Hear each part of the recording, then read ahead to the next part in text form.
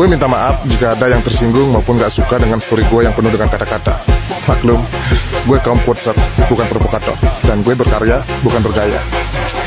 Hidup ini simpel kok coy. Jika lo suka, support. Jika gak suka, skip. Jika lo merasa hebat, ayo kita sparring dengan kreasi masing-masing dan karya masing-masing. Jangan cuma berkuar-kuar di balik layar dan bersembunyi di balik akun fake. Lain kali jangan begitu ya. Najis.